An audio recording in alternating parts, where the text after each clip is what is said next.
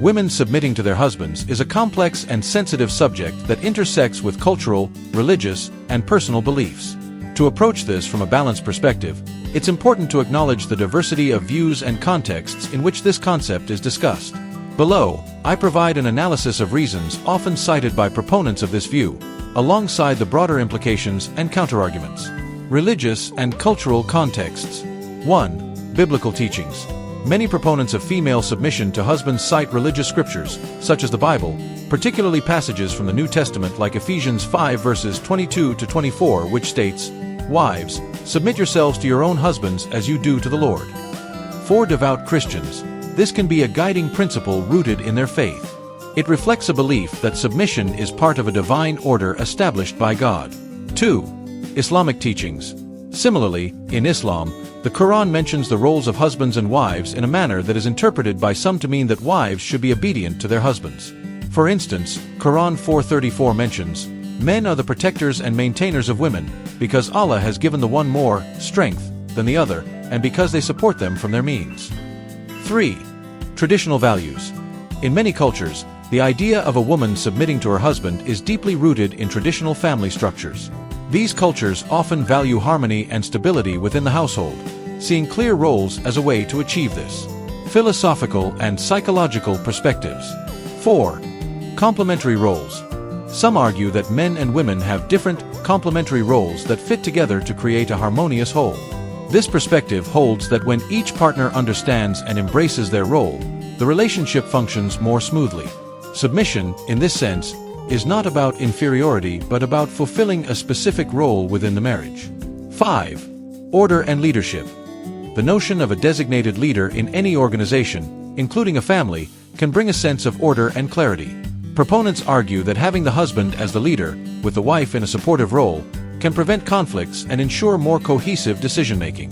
This dynamic can be seen as akin to a team captain in sports who makes the final call for the good of the team. 6. Emotional security. Some suggest that having clear roles, with the husband as the head of the household, can provide emotional security for both partners. For the wife, it might mean a sense of protection and care, while for the husband, it might translate to a clear responsibility and purpose. Practical considerations. 7. Family cohesion. Supporters often believe that submission helps maintain family cohesion. When the wife submits to her husband, it is argued that it promotes unity and stability within the household, which is beneficial for raising children in a secure environment. 8. Conflict resolution. It is also argued that submission can serve as a tool for resolving conflicts. By having one partner take the lead, disagreements may be more easily settled, avoiding prolonged disputes that could harm the relationship. 9. Economic stability.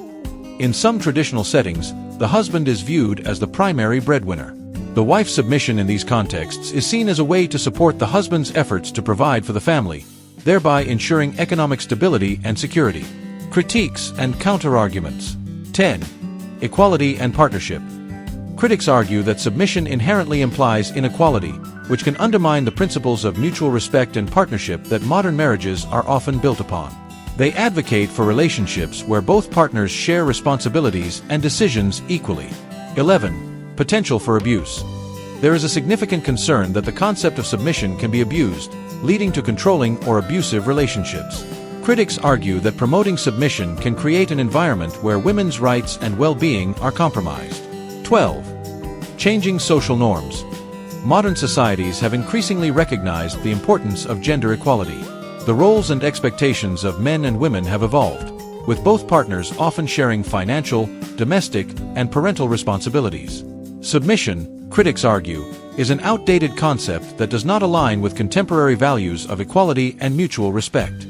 Conclusion. The idea that women should submit to their husbands is deeply rooted in various religious, cultural, and traditional beliefs. Proponents argue that it promotes order, stability, and harmony within the household. However, it's essential to recognize the critiques and potential risks associated with this concept, especially in terms of equality and the potential for abuse.